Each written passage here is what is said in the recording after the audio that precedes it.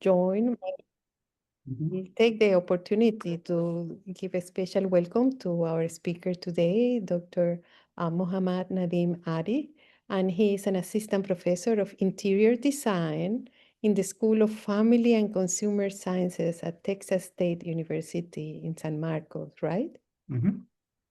Where his research explores the intersection of mental health, design, and emerging technologies such as virtual reality. Ari is internationally recognized for pioneering the use of immersive environments to evaluate and enhance the psychological, cognitive, and emotional impact of architectural spaces. His interdisciplinary work spans dementia-friendly environments, hospital planning, and workplace design, and has informed building policies, clinical guidelines, and educational practices worldwide. He's the author of An Introduction to Architectural Psychopathology, the first book globally to address mental health through the lens of design, which has also inspired a university course of the same name. At Texas State, he's leading the development of the university's first AI integrated module for interior design education and recently launched Mindscapes, a public facing video series that investigates how the built environment influence mental well being. As usual, we also highlight the educational path of our speakers so our students can see that basically you can come from any path in life and as long as you are passionate and persistent. Dr.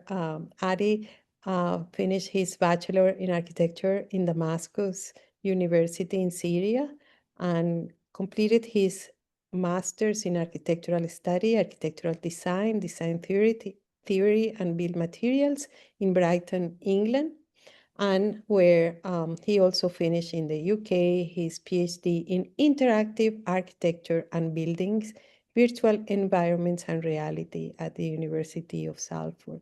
It is a pleasure to have you with us at UTRGV. Well, thank you so much for having me, and thank you everyone for taking the time and to listen for me for a while. I'm just going to share my screen now. So, okay, um, everyone's seeing the screen, okay? Yeah, Perfect. fantastic. So, I'll talk a little bit about my research and what kind of drove me to go down this rabbit hole of design, virtual reality, dementia, and all of that. Um, so my personal philosophy since I got introduced to design is that uh, the buildings are something beyond just a function. We should feel good when we are inside a building. And our teachers made a good point of telling us that some of the most successful architects that we studied when we were in university designed beautiful buildings, but people did not like them at all. Matter of fact, they were, in some cases, they were so bad that mental health issues to do with depression or self-harm were significantly higher in those buildings. So that got me thinking a little bit is that, well, when we look at a building, at a design of a building, there's always a level, there's always regulations when it comes to physical safety. So I know the height of a staircase rail, for instance. I know that, okay, a door should be a certain width so that people don't get hurt when they're opening it or fall down. But there is a very limited amount of information when it comes to mental health or psychological safety standards. And unfortunately, so far, we've been learning by trial and error. And this really sparked my interest to kind of go out and explore, well, how can we understand how our environments affect us when it comes to mental health and for our mental well-being. So I started where, everyone starts when you are investigating something to do with health, in hospitals. And generally, hospitals provide care and acute health services for patients. And usually it's an interdisciplinary team of practitioners. Um, when I started looking at this, the obvious candidate to start my studies was elderly adults. So those are identified in the literature as anyone over the age of 65. And for them, hospitalization is it's not an easy experience. The general experience of going to a hospital is usually, it's stressful, because either yourself or someone you love is hurt or in a lot of pain, or a combination of both. Um, and you go there, you get well, you leave the hospital. That's kind of the formula for the hospital. But for someone who is older, usually it comes with hidden health fees. So if you're within the older population, you get hurt, you go to the hospital, there's a good chance that you will get hurt again in the hospital. You either pick up an extra injury or an infection whilst you're there. And um, that's really not a good thing. It's not a good thing to go through in any case. And the World Health Organization predicts that as we age as a society globally, more and more of us are going to become older adults as a percentage of the society. And more people will be dealing with dementia more than ever before. And it could be because, well, we're getting very good at identifying the symptoms. But if you have dementia, which is usually associated with old age, you are at double the risk of picking up an injury or two while you are in a hospital. And it's one of those, what I say, it's kind of the worst buy one, get one free offers out there. And that could lead to, well, a lot of cognitive decline and physical decline, as well as increased rates of morbidity or mortality and long-term care placement. So to me, I thought, well, there has to be a way to kind of look at these things and propose a better way of dealing with them as a designer myself. And on average, we get about 30 million emergency department visits are made by people over the age of 60. Falls is the leading cause of injury for that age bracket. It's 1/4 of the injuries are because of falls. And out of that 1/4, 1 million of those are because of falls when it comes to stairways. And from a designer point of view, stairways are one of the most studied elements in design out there. We have a lot of regulations when it comes to the size of the step, the depth, the height, the material, and all of that. So to me, that was striking that we're definitely missing something when it comes to designing for older adults or people with dementia. And this is kind of the project that got everything rolling. This was an international project during my time in Canada as a postdoc. It was a joint effort between the University of Alberta and several other universities in Canada, in the States, and in Germany. And we wanted to come up with recommendations for dementia-friendly hospital design. So we started where everyone else starts. We said, well, let's look at the literature and figure out what's going on there. So we looked at 20 years worth of literature, about 13,000 pieces of literature, and we evaluated them. And we, after reviewing all of these within a year, which was quite a long and arduous undertaking. Despite having over a dozen researchers working on this, it still was a lot of work to go through. We identified 28 bits of literature that were really suitable when it came to dementia design. And we also ended up defining the important characteristics associated with aging and dementia. And some of those sound very intuitive, but it's not taught in the design field, and it's also not taught inside the health field. So there isn't a lot of communication, but the images you see on the slide, these are typical hospital corridors. And the immediate thing that, well, I noticed is the clutter. And to a person living with dementia, you might as well blockade the entire corridor. They will see it as that that corridor is blocked because of the clutter, and they'll try to figure out another way to reach their destination, oftentimes having to walk significantly longer and increasing their risk of falling down or getting lost or confused. The other things as well in the bottom picture is there's glare on the floor, so that appears as if the floor is wet.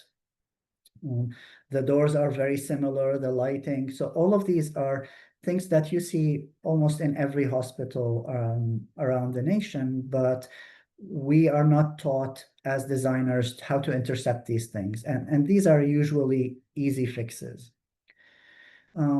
So from that, we came up with a piece of literature called Code Plus, where it was recommendations for the government on how to design the elderly-friendly and dementia-friendly hospitals. And thankfully, it was adopted by the Canadian government. And from that, we also started thinking, well, healing environments within healthcare are really rooted in evidence-based design. And these solutions, not only are they beneficial for the patients themselves, but they also improve the efficiency and the cost-saving levels of these environments. And any hospital is always dealing with, well, how much is the treatment going to cost and how much time can I give per patient? Or there's always a limit on the number of beds, the number of clinics, all of these. So anything we can do on our end as designers really improves the lives of people. If we can shave off 5 minutes per patient, that can translate into about 4,000 hours worth of extra time that a doctor or a nurse can dedicate to helping other patients per year. And we really must extend acute physical design solutions to protect and maximize the functional abilities of people who are age sensitive. And the level of adoption and design suggestions,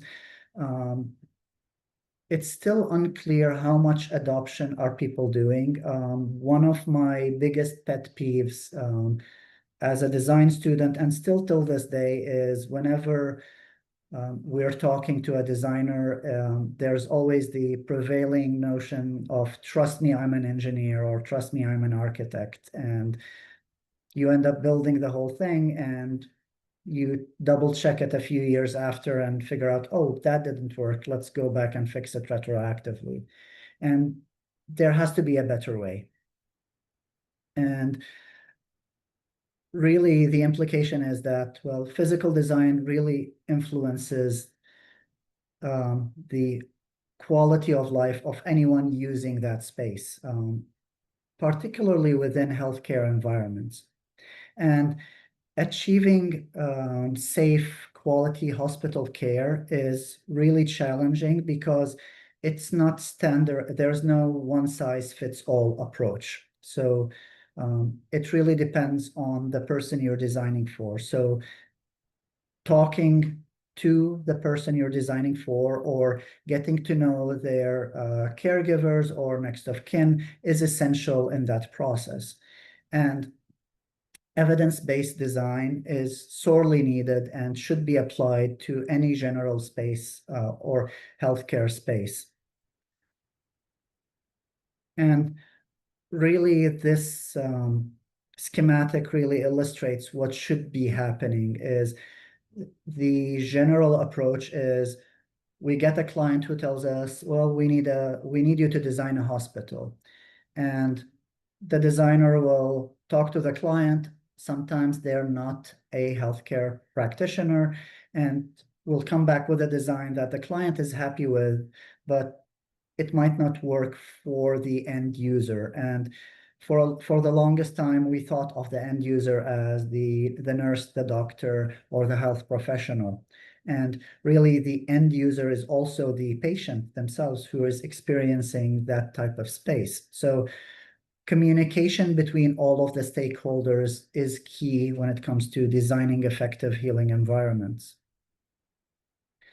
And the other kind of misconception about designers is that whenever we walk into a space and we tell someone, well, there's a few design suggestions that we are going to give you, I can almost hear people saying under their breath, oh, great, this is going to cost me, tens, if not hundreds of thousands of dollars to rehaul the whole space. And my comeback to that is usually, well, it can cost as little as $20 or $10. Essentially, a lot of the changes could be made with a bucket of paint and a brush and some elbow grease.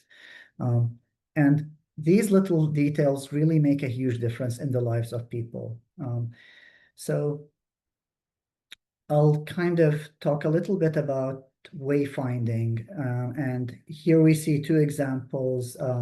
The one on the left is an example of a assisted care facility here we have in San Marcos. And you'll notice that the contrast between the furniture and the floor, there is a bit of contrast there that's really helpful for a person with dementia. They have what we call memory boxes beside each and every resident's door. So they place artifacts from their own lives, maybe their favorite toy, their favorite watch, a poster, a picture from them when they were younger. That helps them a lot in identifying their room, the door they're going to, and reduces the amount of time they get lost inside that place. And also it reduces the amount of agitation they get when someone gets lost. On the right-hand side is your typical hospital that is pretty much standard, and it works. I mean, it doesn't work for me, but again, I get lost in each and every hospital I've been to, which is kind of hilarious in a sense that I have a poor sense of direction when it comes to hospitals. But then again, you don't usually go to a hospital for a social visit. Rarely do you go there to meet up with friends or anything, unless you've got a family member who works there. When you're going to a hospital, you're usually injured, sick, or someone you love is injured or sick, or is dealing with a medical emergency of sorts. So you're already stressed, you're worried about yourself or a loved one, and you're very likely to get lost because we don't visit hospitals that often, unless we really, really have to. And what often ends up happening is we look at the signage, we get lost for a bit, and we locate the nearest nurse or doctor, tap them on the shoulder and ask them, oh, where's the maternity ward, or where's the x-ray ward, or the pediatrics ward? And they'll take a couple of minutes to point you in the right direction, and off you go. And that works. It's not an ideal scenario. It works to a certain extent, but you've already increased the stress levels of someone who's going there or someone who's living there because of their condition. It also wastes a lot of clinical time, and in a 600-bed hospital, which is a medium-sized hospital, per year we lose about $200,000 or the equivalent of 4,500 hours of clinical time per year just because of people like me getting lost in a hospital and having to stop someone to ask for directions. And the solutions are sometimes very simple. So if a person with dementia encounters a sign like this, it's useless to them because one of the things we found through research is as we age, we tend to look downwards. And if we're living with dementia, we tend to look downwards even more. So any sign at eye level is not going to be noticed. If it's at ceiling level, definitely not going to be noticed. So in the other picture, you see that the signs are below eye level, about a foot below eye level, and that's something we try to aim for. And these are easy fixes to a certain extent. This is a dementia inclusive resource center in New Brunswick in Canada. They used red mats on the floor to improve perception. So there's a strong contrast between the floor and the rest of it.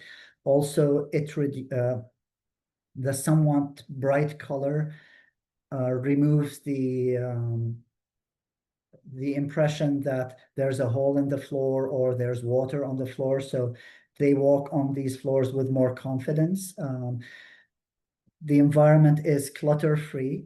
There's a strong contrast between the furniture and the walls, and the signs are bright. There's logos on them as well as language, as well as arrows to make it as easy as possible for a person to navigate through an environment like that.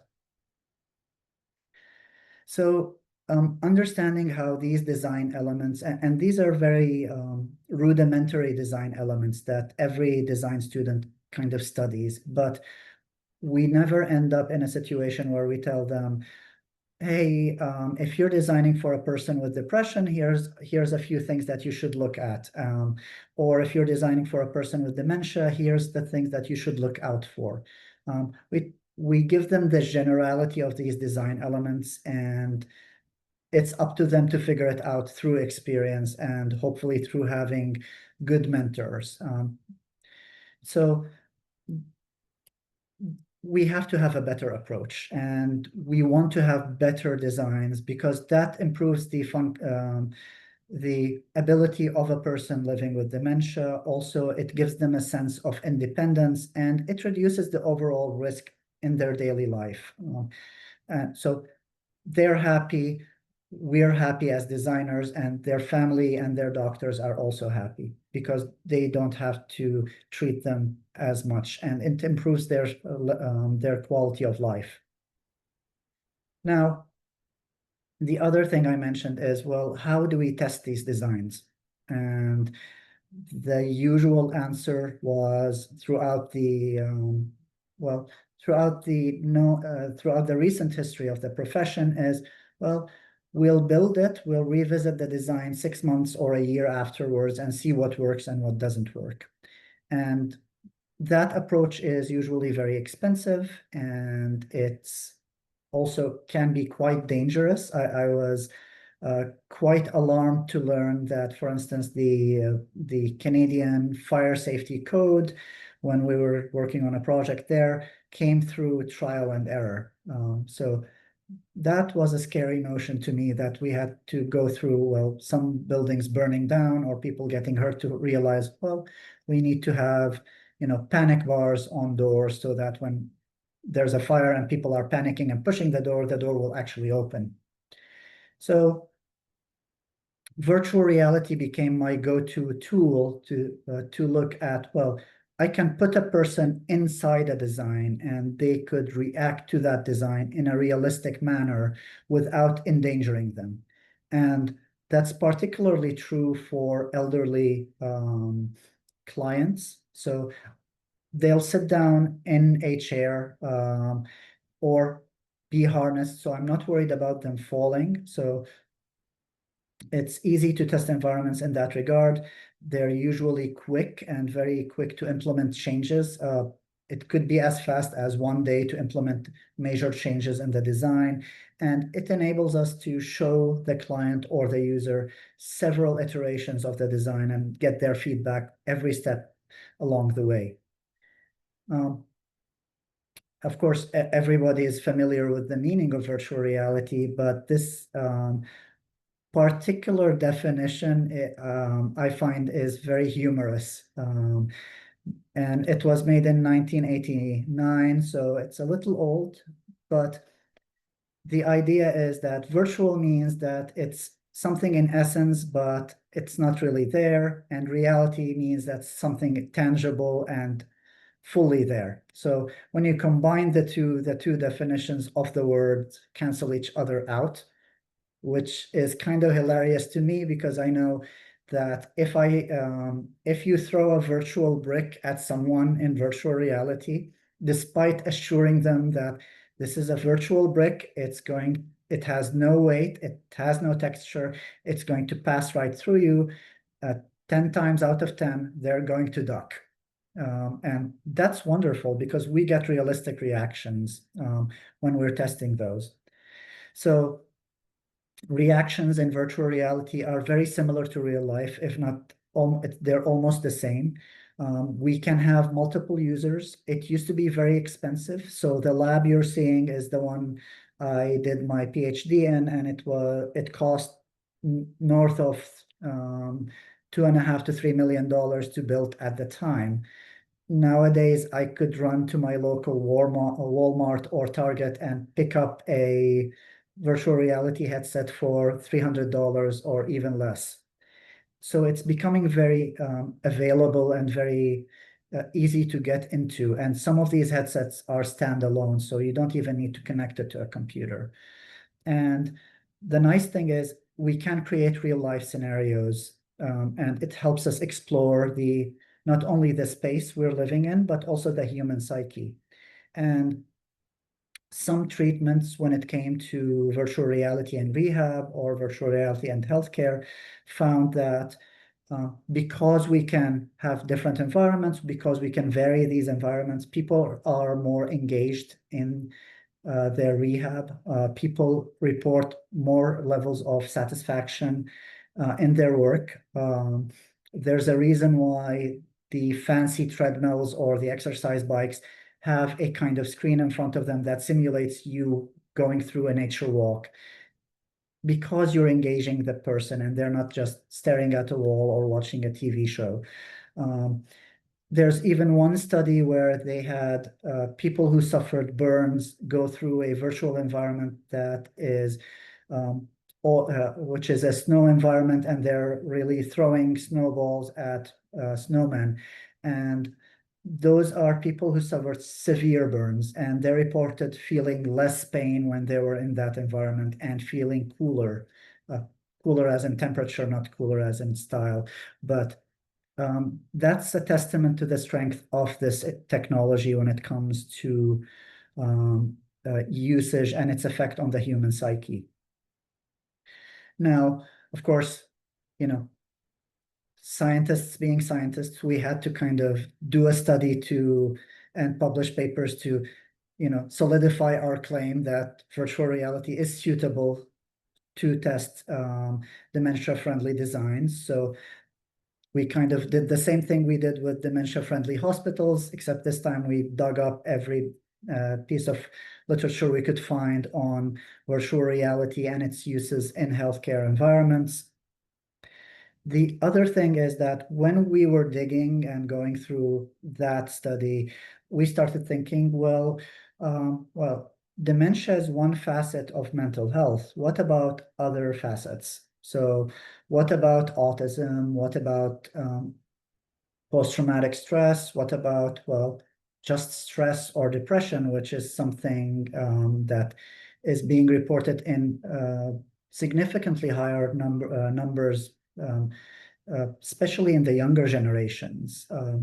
So that led us to this other study where we started looking at different mental health, we call them disorders, really challenges or conditions. And we started looking at them and we realized that, well, first of all, not all mental health challenges get the same level of attention. So what we found is that dementia and autism get the most attention in the scientific community so far.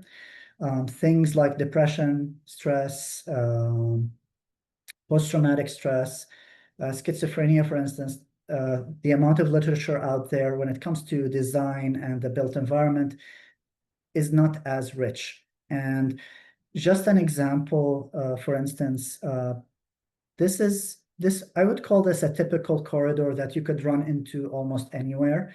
And to me, that's fine. It's well lit. I can go through it, no problem. If someone who is living with post-traumatic stress finds themselves in this corridor, that is a risky proposition for them. It could trigger an episode because it's a long corridor. There is no clear exit or there's no clear exit or refuge points in that corridor. So for them, that's a scary experience and potentially a harmful experience. Same thing when it comes, say, to autism in classrooms. We noticed that the most successful examples of design are the ones which decluttered the classroom as much as possible, only highlighting the areas where you wanted the person to pay attention to. So that's also another kind of, well, our mothers used to tell us, well, clean your room and you'll be able to study better. There is some truth in that, but we're just putting a number value on these things as well. And the other thing we found, it's not all of it is kind of what not to do. There's also things of what to do.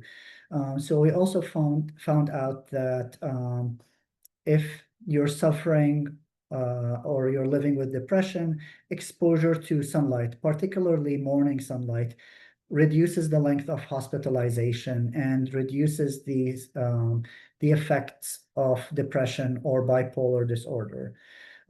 Also, for instance, if you're living with schizophrenia, then having a yoga room inside a hospital and practicing yoga significantly reduces the amount, it reduces the symptoms of schizophrenia there.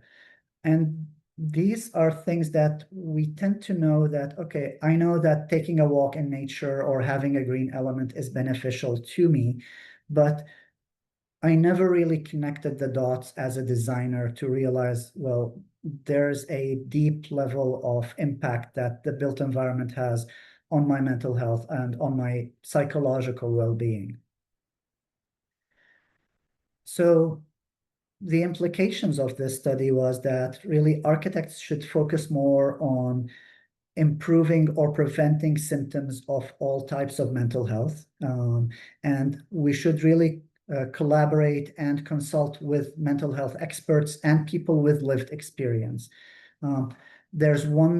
It's one thing to read about it in a book and be an expert on it and what happens. It's a completely different animal or experience to sit down with a person who has lived through this and get their perspective, because there's going to be a level of nuance there because they're living with it 24/7. They can't take a break from it. And also, we really need more studies to help understand the viewpoint of architectural researchers when it comes to, well, how do we support all mental health? How do we kind of look at all of it as a whole rather than individually compartmentalized studies? Another thing that came out of this is we ended up doing a collaboration project with the Remo Cost Action. That's an EU initiative. And the gist of the project is we wanted to look at the mental health of researchers, in particular, younger researchers.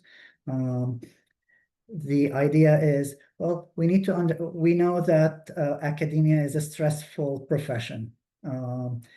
What we didn't bank on is that, well, PhD researchers in particular are twice as likely to pick up a mental health condition during their research. So as if research wasn't stressful enough. But now we know this, we know what to kind of recommend to people. So one of the things that I noticed, and because it was my experience, that when I was doing my postdoc, my office didn't have a window, and I'd spend long hours in an office with no access to sunlight. And I didn't know why. I did not feel good there at the time. So this type of research really helps give people an idea of what to do, some small recommendations for their daily mental health. The second thing we noticed also when we're looking at this is, as we age, our social circles tend to become smaller, and social isolation becomes an issue as well. So about 1/4 of community dwelling Americans 65 or older are considered to be socially isolated. So that's 1 in 4 people. And it's linked to a 50% increased risk of dementia, a 30% increase of heart disease, or a 32% increase of stroke. Not to mention, if you're isolated and you end up having a medical emergency, well, how will you get to a hospital? So, well, we thought, well, how do we solve this using technology? Because one of the global challenges we're dealing with nowadays is that we don't have enough young people to take care of all of the middle-aged to older people out there. If you look at the population pyramid of a lot of, I'll say, Western countries and some of the Asian countries, it's almost a square rather than a pyramid. And what we want to have is a clear pyramid. So the ideal is to have more than double the amount of young kids than people who are 65 and older. That's usually what we call a healthy kind of population pyramid. In places like France, for instance, it's almost a square. In places like Japan or Korea, the pyramid is inverted. And this is a problem that is very, very hard to solve, because you can't fix it within a generation. So it's something you have to deal with. So we took a page out of the Japanese approach, and we thought, well, why don't we do this? Why don't we use robots to try and tackle this? And one of the first things we noticed, and this was a project in collaboration with Inja University in Seoul, Korea, and I was doing this as part of the Alliance of Researchers in Aging Studies here at Texas State. And we noticed that, well, in both Japan and Korea, robots or social robots powered by AI are socially acceptable. So it's fine to tell a person who is lonely, to tell them, well, buy a robot and interact with it as a companion. And they're kind of accepting of that. However, we thought, well, let's test this here in North America.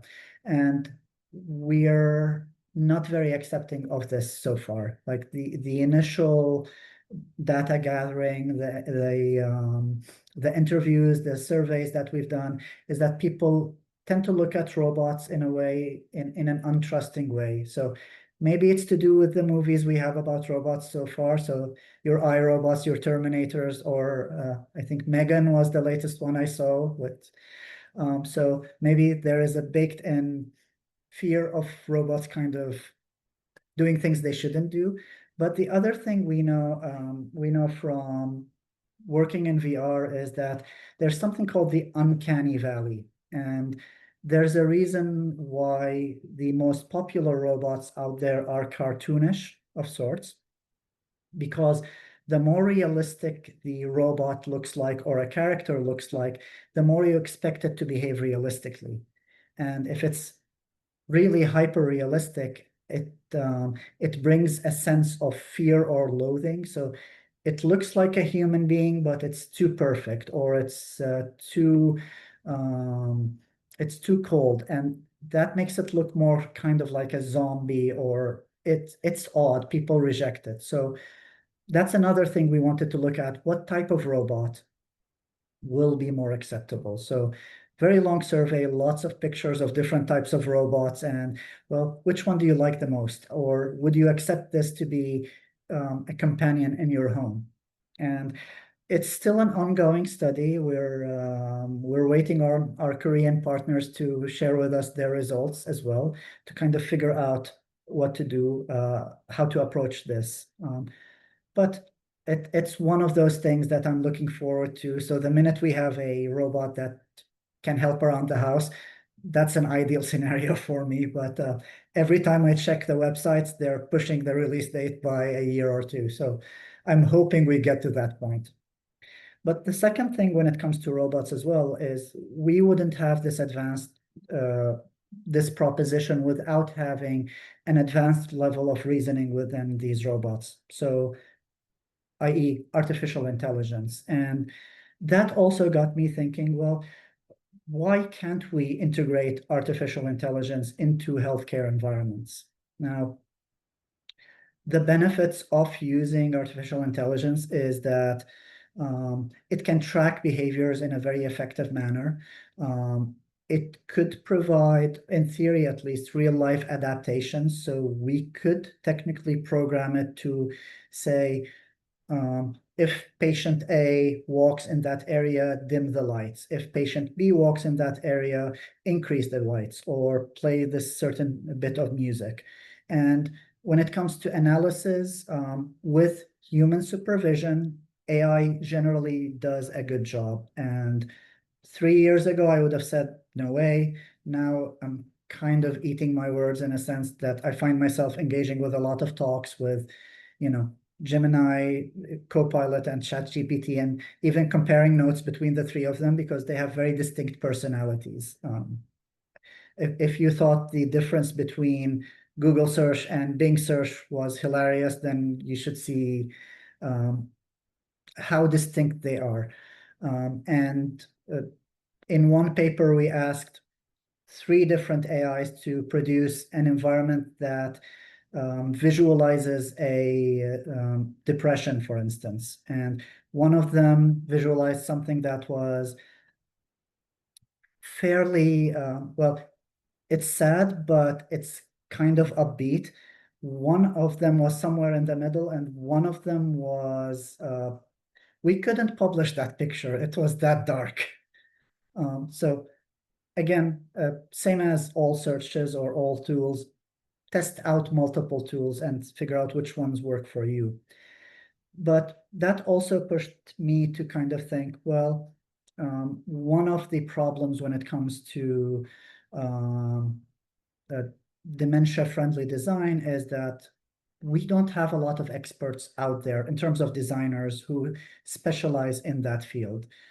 Part of it is, well, when design students go into design school, they think about glamorous design, and designing for older adults who are struggling with life is not as glamorous as, say, designing a hotel or a club, or more fun projects of sorts. So that leads to an issue of, well, there isn't many people who know what they're doing, and that leads to a scarcity problem. It means that people who have loved ones living with dementia, or people who are early in the dementia process themselves, either it's either cost prohibitive or it's location prohibitive for them to reach out to an expert to have them come over and evaluate their home.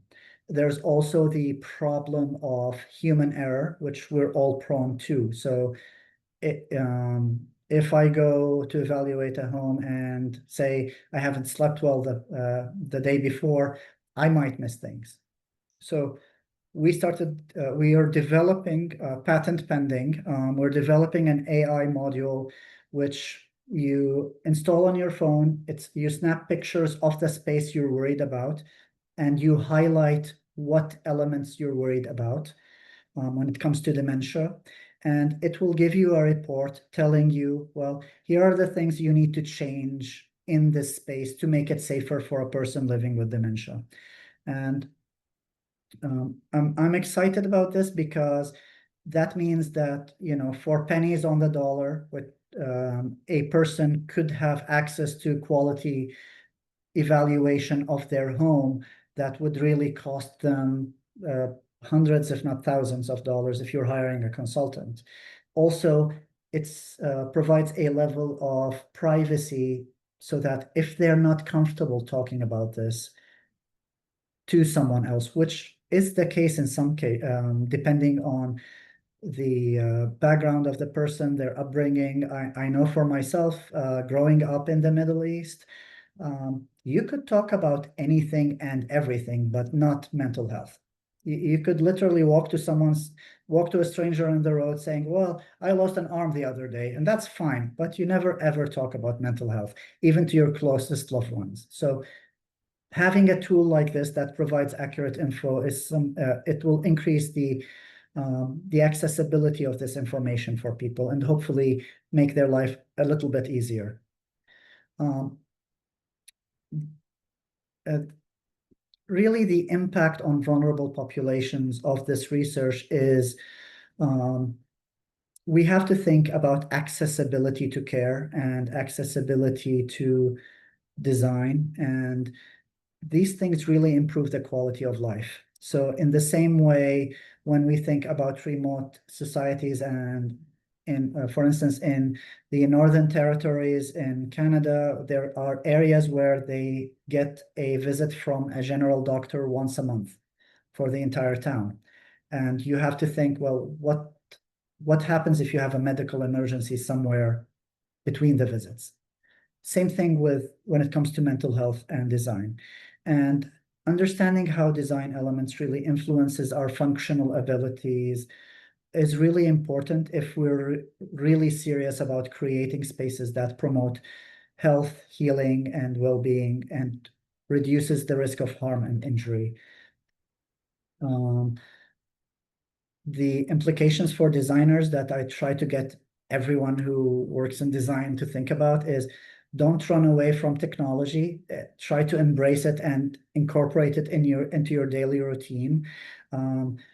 We don't live in a bubble, so you really need to go out there and talk to people because I know a lot about design. I know next to nothing about human anatomy, for instance, or the daily routine of a nurse, for instance. And if I don't have these conversations, I will not deliver a good design for them. And evidence-based design is really at the core of this, and person-centered design solutions is really at the core of this. And finally, we decided to put all of this into a book to kind of look at mental health and how can we use design to incorporate that into our daily lives or our design approaches when it comes to mental health and design. And I'm happy to report that this semester is the first semester we're teaching this course here at Texas State University, and we have a good amount of students who are willing to take a course like this. And last thing I want to say is thank you so much for listening to me for the better part of an hour. And also, this is a collaborative effort. So I can't do this alone. And there are people, everyone out there knows more than me when it comes to certain things. So please reach out, please help me collaborate, and hopefully we'll grow this even more. Thank you. Well, thank you so much, Dr. Adi. It's been really, really nice and interesting. Thank you so much. Let's open up the floor for questions or comments, things that our audience might have thought or reactions before I put out their mind. Is anybody, Christian? Yes, of Yeah. course. Mhm. Hi, how are you? Good. Well, it was an amazing presentation. I have a few questions related to the wayfinding. I don't Mhm. know if you know any method or way to measure the wayfinding. Is that possible? Is possible to, I don't know, Yeah. set a score for wayfinding? Yeah, generally, like the method is kind of telling the person, well, you need to get to point B and measuring their timing and using different types of signage, for instance, to see how well do they reach that destination. Okay, Yeah. I love the shirt, by the way. thank you. Claudia.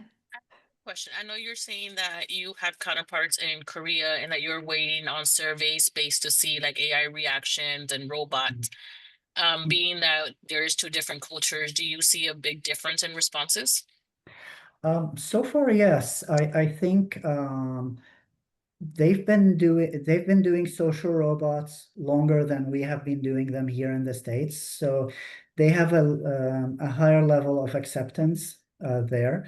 Also, they've been dealing with the decline in the number of young adults in their societies for longer than we have been. So we're getting some really unique approaches when it comes to healthcare um, and their approach to it. And one fun example that I've seen is um, because there's a smaller amount of younger adults, which is usually the age that you see in healthcare workers. And because for the longest time in Japan, there wasn't a clear policy of foreign workers to offset the decline, for instance, in the amount of young people there. They came up with one approach was an exoskeleton that a nurse would wear. So, you know, a 60 or 70-pound person or a nurse can lift a patient on their own and move them from their bed to the wheelchair or to the bathroom without needing 2 or 3 people to do that task. Thank you. Which is the most Japanese kind of approach ever, like, you know. Yeah, yeah. Kendra. Yes, good afternoon. I had a question. Mhm. Sorry, I always forget the mic. Mhm. In regards to, I know you had talked about wayfinding and using that in assisted living facilities and hospitals. I Mhm. was curious, in your research, have you found it used specifically in like mental health facilities? Because I know you mentioned the differences with the Yeah. schizophrenia and so forth. Yeah, the ones I've looked at so far are to do with dementia, and I noticed when it's purpose built for people living with dementia, usually we get better solutions because we know the client base or what we're looking for. For instance, we I think a couple of weeks ago we went to an area called the Marbridge Farm, where they provide living areas for people who are they have neurodevelopment challenges, so Down syndrome, things like that.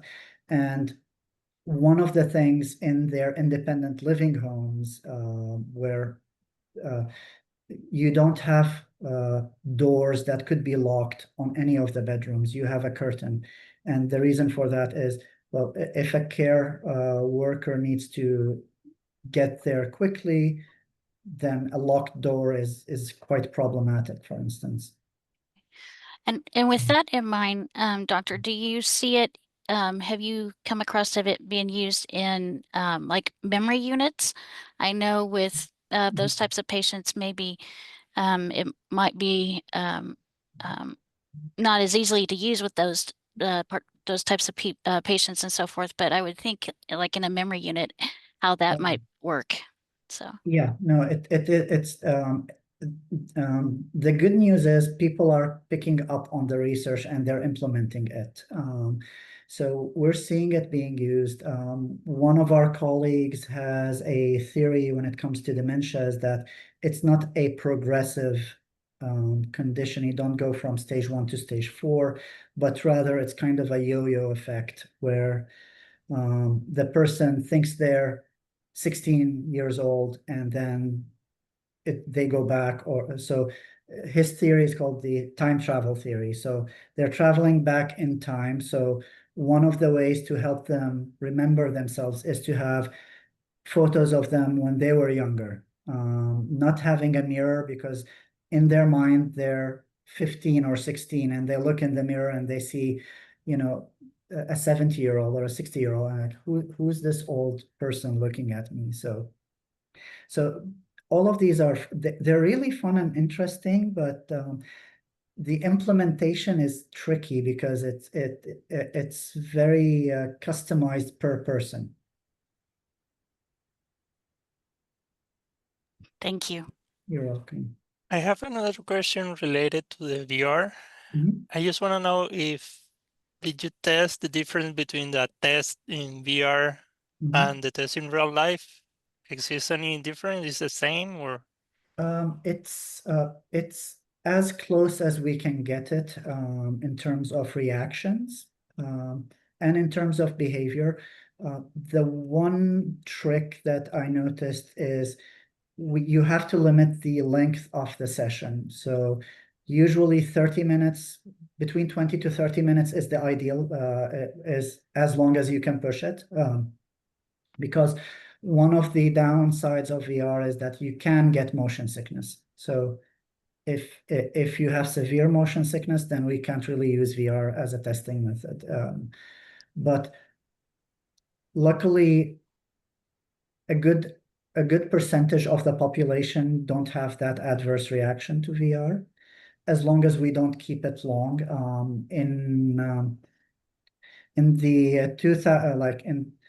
the early versions of VR headsets, they used to be like, I'd have something that about a foot away from my eyesight, and it weighed, 3 pounds or 4 pounds. So, if you're bodybuilding, you'll end up with a very strong neck, but I was thinking in the behavioral things, like, I don't know, temperature, smelling.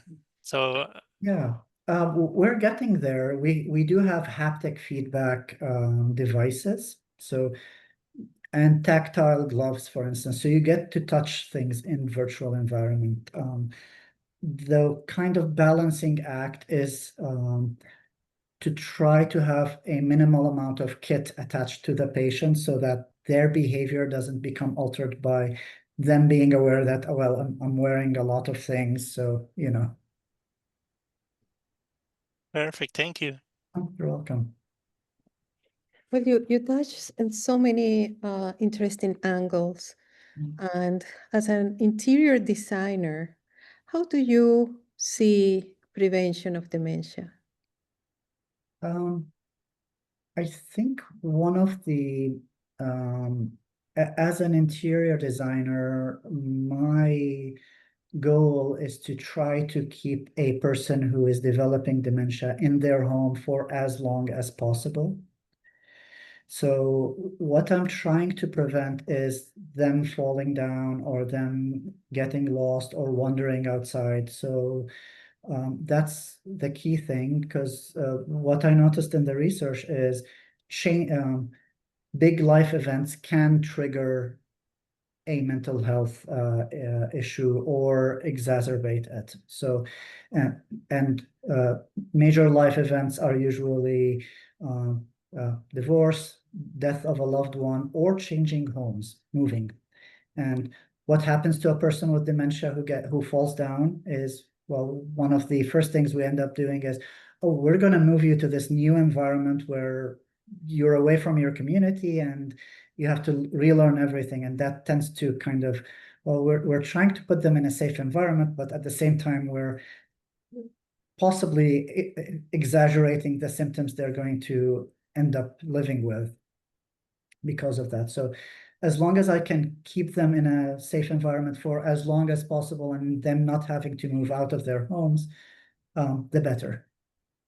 So I use the word very intentionally, prevention, because I believe that that a lot of people are very bored, Yeah. aware in their own homes, in the cities. There are car-centric cities like most in Texas, and Marcos is perhaps an exception. Oh no, I wish. Like I can't go anywhere without a car. And so I think that interior design, it's very important for not being bored. And at home and in each room of the house and in each places and in buildings. So we are trying to generate some evidence of creation of atmospheres and looking at atmospheres and how the brain really likes these transition spaces. And if you think about it, every building has a lobby, every house has a transition space, and the most beautiful cities that you enjoy walking are the ones where you see like a bakery and next a flower shop and next. So we are very interested in the idea of how can we enhance the affordances, meaning the possibilities for stimulation, cognitive stimulation, but also emotional stimulation. And you mentioned something that I think is very central to this topic, which is identity. Who are you? What do you feel proud of yourself? Kind of, and that goes for what you like.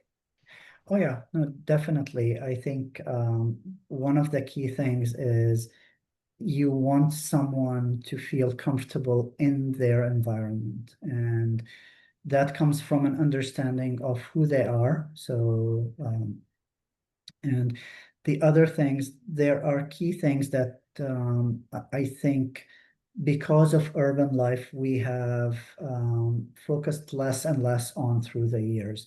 One of them is exposure to sunlight, for instance. That's something we tend to overlook sometimes. And the other thing, and I think that the background that you picked really illustrates the point in a great way, is having natural elements in the space, whether it's an actual plant or a window that oversees a garden or even a picture of a plant, that really is important for your mental health. And it improves, in many cases that I've seen, it improves focus, it improves the mood of the person there. So, and these are not really difficult solutions to use when it comes to these things. It's, designing a home with a green space is not going to be vastly more expensive than a home without a green space and all that. So it's an easy sell when it comes to developers and all of that, where the bottom line is something really important to negotiate as well. So we've traveled a lot of routes to make spaces unique. That's an approach we've taken in our job, in our building, and created a lot of resistance. Like people would say to me, like, this is not the palette of the building, and like gray is not a palette, and things like that. So I believe that every worker has to have that opportunity to adapt the environment to their preference. Oh yeah. And I see Definitely. Rene with his hands up. Rene? Hi, I have a quick question. Sorry for getting in late. I had a meeting. But my Aunt Loli is 84, 85, and she lives by herself. She goes outside, with a walker.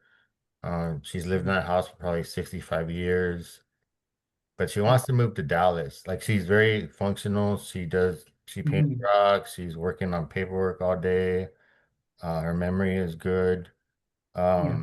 quick question. So short story longer. She wants to move to Dallas to be in like a home or something. With that, you think that will make her more depressed? Not necessarily. Like one of the things when it comes to medicine is that we know like it's a contributing factor, changing your setting, but it's not the only thing. And usually it's more problematic when the person doesn't want to move. But Okay. if it's something they're excited about, then it shouldn't. Well, I'm not a doctor, like I'm not a medical doctor. I'm the guy who writes papers, but but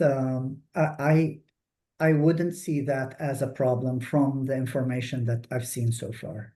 All right. Thank you so much, And Mr. so, some people wanna move, and then when it's closer to the move, they don't want to move. Oh yeah, no, definitely. And the Well, I value hope that happens. and the value of the connections and a little, trials. I would suggest little trials. Yeah. Spending, a week in, Oh yeah. a place that it's similar. Sometimes we all fantasize about being in certain places Oh yeah. and Yeah. doing certain things, and then Yeah. when we are there, we realize it was better in our fantasy than in the That's real thing. yeah. So that's something, and perhaps Kendra, after Omar may want to comment on that. We've Mhm. talked a little bit about a situation like that. Omar, you have a question? Yeah, thank you very much, Dr. Mhm. Daid, for your presentation. Really, really fantastic. I have a question based because you mentioned social isolation and design and centric. Dr. Meister mentioned the centric atmosphere of a city and Mhm. how is this friendly for a person. So I had a two-part question. The question number one is like, if we're trying to eliminate social isolation, because you also mentioned robots and Mhm. in our new life, why are our societies making life indoors more easy to stay or promoted the inside instead of the outdoors with all this technology?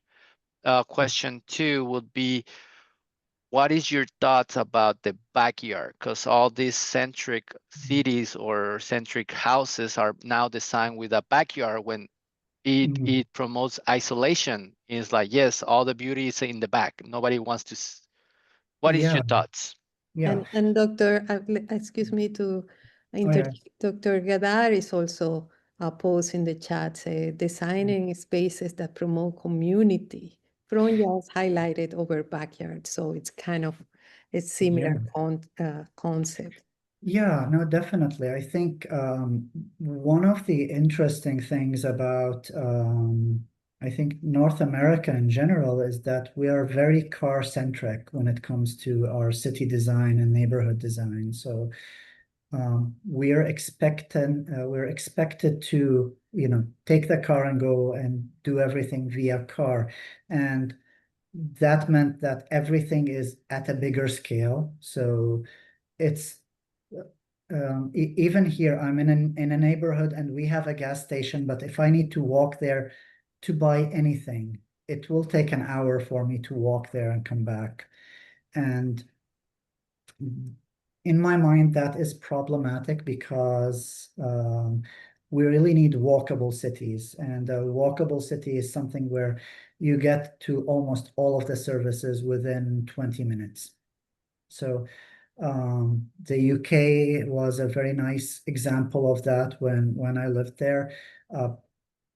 I didn't have to leave my neighborhood or take a car outside unless I'm going specifically to a place, say, to a specific restaurant or something. But if I needed my day-to-day life, my doctor, my dentist, the supermarket, the school, all of them are within walking distance. So I think that's definitely a thing. I think also community gardens are really a big deal because not only are you going there and you're interacting with people on a daily basis, but it strengthens the connection to nature as well. I think the other thing when it came to technology, I think it's a more complex issue. Part of it is, and this is my opinion, really.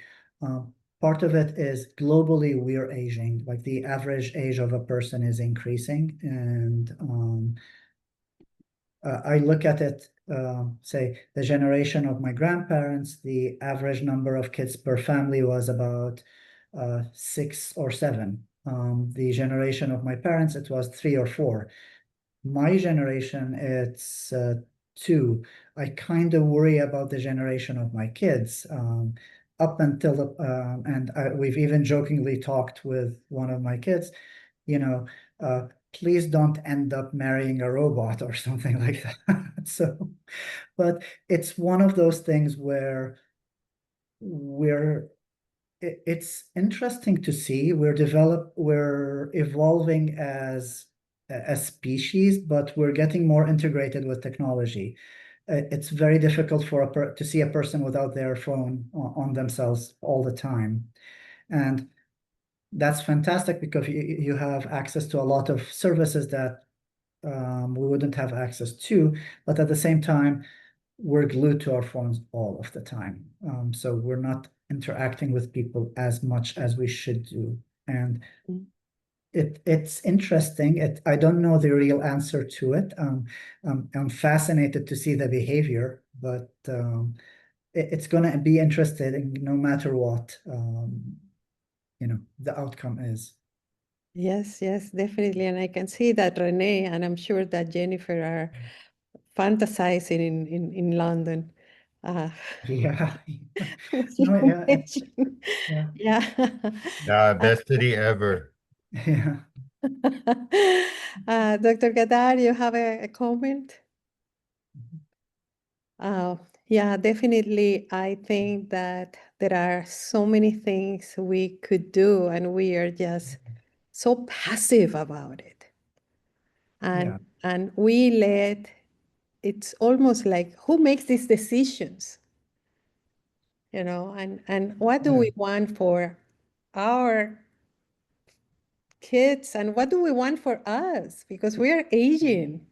And I feel like, faster than ever, the years pass by, and who makes these decisions? And talking about decisions, I know Kendra has a comment on for Renee on the moving. Kendra, you have any insights that you want to share? You mean just in moving in general and how that is a stressor? When the older adult wants to Right. move, and When then, they, yes, I can speak from personal experience that I am dealing with right now with an aging father. And the stressors that it just affects the family in general, and how decisions can go back and forth, right, and to deciding that. So, but yeah, and working with them, and I'm learning to try to, let them decide for themselves, which is hard sometimes, but allowing them to make that decision, and keep them motivated still and moving and mobile. So yeah, I think most of the time this has to do with being bored. I mean, if there is not an actual threat or danger, it's about being bored. And trying to, I mean, we all think if we move to other place, we'll be better off. I mean, this is such a human thing. Yeah, I'm a poor candidate to comment on this because I've already moved 6 times. So yeah, so like the main comment I get from my kids now is that please stop moving for a bit. Let us finish high school or whatever, and then do what you need to do. But just let us finish high school. So I think it's yeah, we carry ourselves. That's the thing, that we carry ourselves. And then we develop the kind of similar environment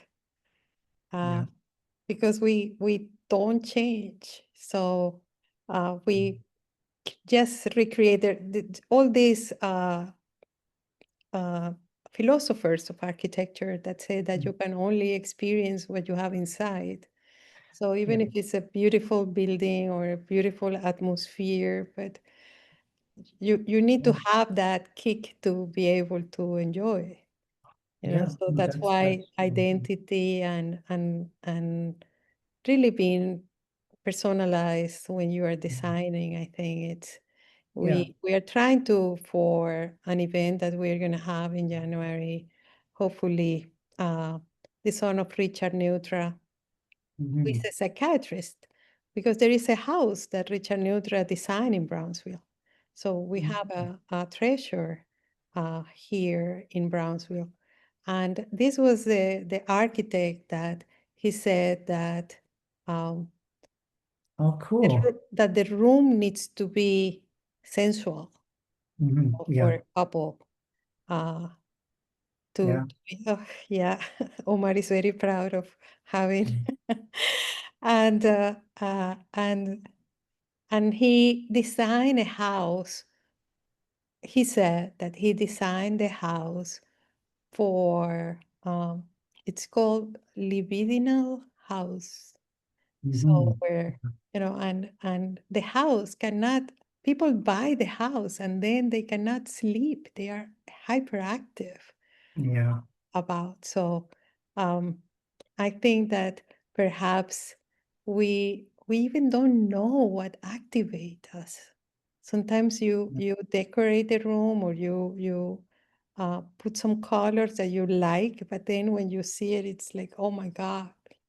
And it happens, and another factor is also that usually the house is the most expensive thing that people end up buying in their lifetimes. So we're so worried about not getting it right that we end up saying, okay, I'm going to go with the most traditional route there is, or the safest route there is. And yes, and we don't explore newer ideas because, well, rightfully so, not everyone will knock down a wall to see, well, will this room feel better or something, right? yes. And the other thing is like Álvaro Siza in Portugal said that he doesn't understand why in North America the architect cannot design the furniture and the whole environment.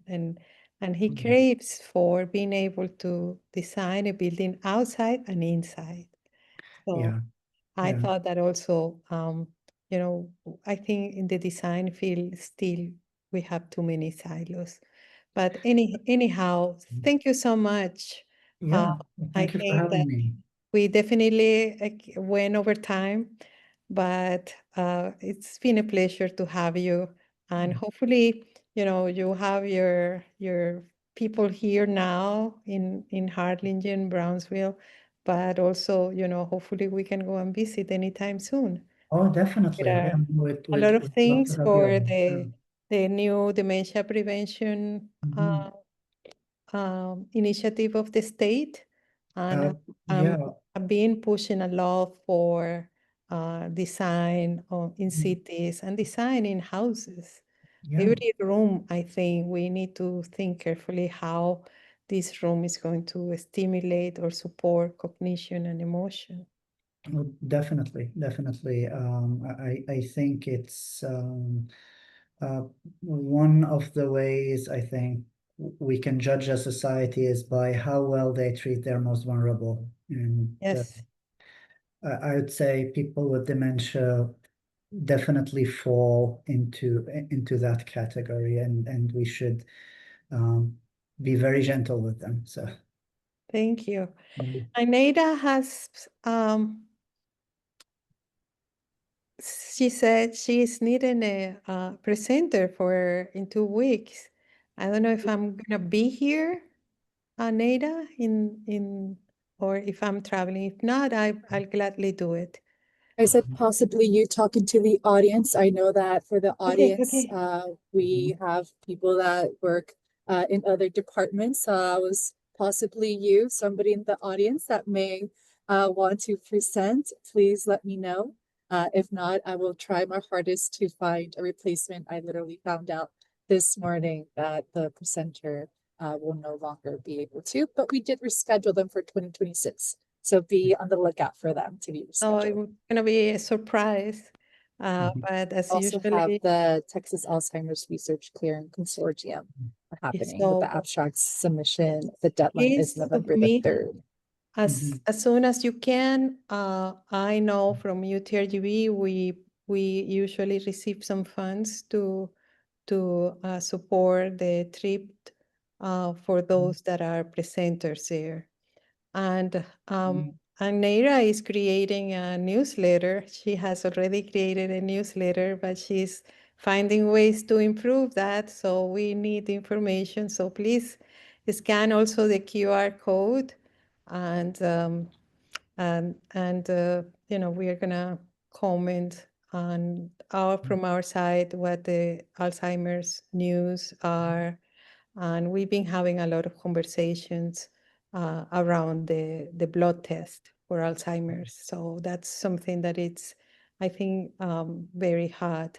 And events that are happening in the RGB, particularly events for older adults and their families. So everybody is involved, and most of these events are really free.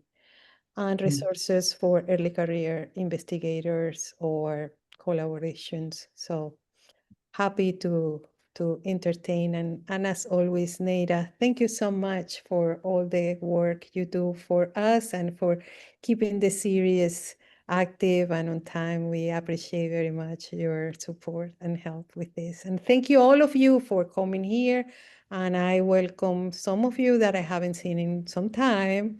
Happy to see you, and see you in 2 weeks. Thank you. Thank you, everyone.